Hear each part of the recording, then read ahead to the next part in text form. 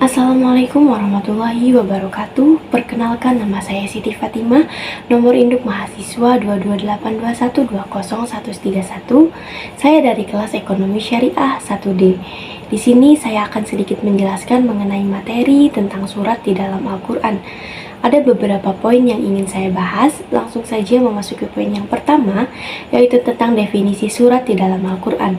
Surat adalah ayat-ayat Al-Quran yang berdiri sendiri dan memiliki pembuka dan akhiran untuk membedakan antara satu surat dengan surat yang lainnya. Karena ketika surat tidak memiliki pembuka dan akhiran, maka akan sulit dibedakan antara satu surat dengan surat yang lainnya.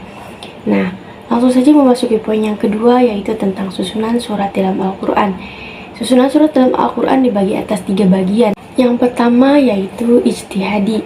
Hal ini dilatar belakangi karena para sahabat memiliki mushaf yang berbeda-beda, seperti mushaf Ali, mushaf Ibnu Mas'ud, dan mushaf Ubay. Nah, dari ketiga mushaf para sahabat tersebut memiliki penyusunan surat yang berbeda-beda. Nah, sehingga dari fenomena tersebut para ulama mengatakan bahwa penyusunan surat yaitu tauqifi. Nah, karena ketika penyusunan surat ijtihadi, tidak mungkin para sahabat memiliki mushaf yang berbeda-beda atau memiliki mushaf masing-masing, sehingga mushaf para sahabat tidak dipersiapkan untuk umat atau umum, melainkan untuk pegangan bagi dirinya sendiri. Nah, hal ini tuh terjadi sebelum diketahui bahwa penyusunan surat dalam Al-Quran itu tauqifi.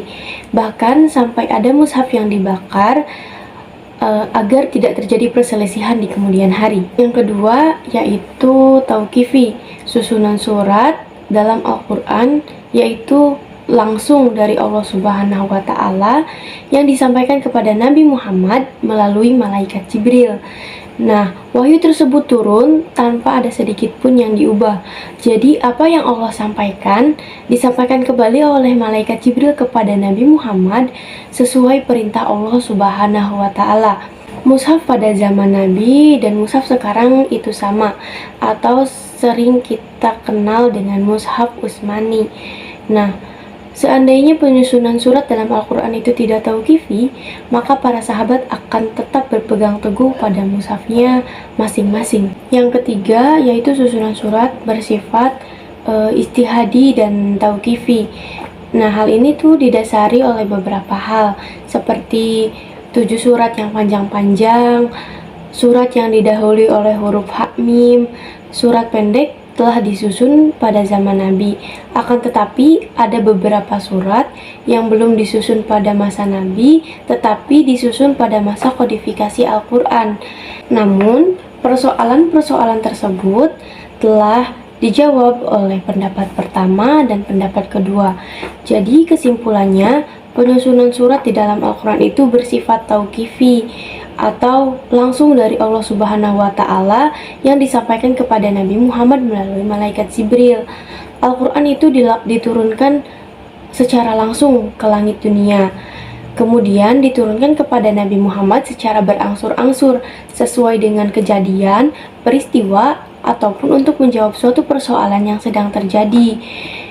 Lalu Jibril diperintahkan untuk menyampaikan kepada Nabi Muhammad sesuai dengan yang disampaikan oleh Allah untuk menempatkan surat sesuai tempatnya masing-masing. Memasuki poin yang ketiga yaitu ragam surat dalam Al-Quran. Ada beberapa. Yang pertama, pemberian nama surat sesuai dengan fungsinya, seperti surat Al-Fatihah yang diantara ayatnya memiliki fungsi sebagai obat. Sebagai contoh, pada zaman Nabi ada seorang kepala suku yang tersengat kalajengking dan belum ditemukan obatnya. Lalu ada salah satu dari para sahabat membacakan surat Al-Fatihah untuk kesembuhan kepala suku tersebut, dan atas izin Allah kepala suku tersebut sembuh. Lalu yang kedua, pemberian nama surat dalam Al-Quran sesuai dengan tema yang dibicarakan dalam surat tersebut, seperti surat An-Nisa karena di dalamnya membahas tentang wanita. Lalu yang ketiga, Pemberian nama surat dalam Al-Quran diambil dari salah satu kata yang ada dalam surat tersebut. Seperti surat Toha yang diambil dari ayat pertama surat tersebut. Lalu surat Al-Baqarah diambil dari surat tersebut yang ada disebutkan dalam ayat 67 di surat Al-Baqarah tersebut. Memasuki poin yang keempat atau poin yang terakhir, yaitu pengelompokan surat dalam Al-Quran dibagi atas 4. Yang pertama, Atiwal atau sering kita sebut sebagai As-Sabi'ul Atiwal, yang artinya 7 surat panjang. Di antaranya yaitu Al-Baqarah, Al-Imran, An-Nisa, Al-An'am, Al-A'raf, Al-Ma'idah, dan Yunus. Nah, lalu yang kedua, Al-Mi'in, berasal dari kata mi'ah yang artinya 100.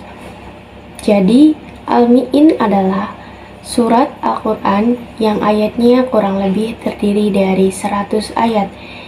Yang ketiga, Al-Matsani, berasal dari kata sana yang artinya mengulang, karena Allah Subhanahu wa Ta'ala banyak mengulang tentang kewajiban-kewajiban, hukum syariah, peristiwa, dan perumpamaan lainnya. Lalu yang keempat, ada Al-Mufassal, yang artinya surat pendek. Dari pendapat yang kuat, dikatakan bahwa surat pendek itu berawal dari surat Qaf hingga An-Nas. Fasal terbagi atas 3 bagian lagi. Yang pertama, Mufassal Tiwal, yaitu surat pendek tapi panjang, yaitu surat Qaf sampai Al-Mursalat.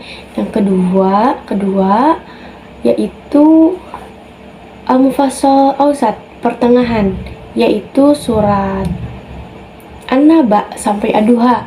Nah, dan yang terakhir, yang ketiga, yaitu Al-Mufassal Qasar, surat pendek.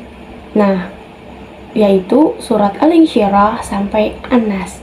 Mungkin cukup sekian materi yang dapat saya sampaikan. Kurang lebihnya mohon maaf. Wabillahi taufiq wal hidayah. Wassalamualaikum warahmatullahi wabarakatuh.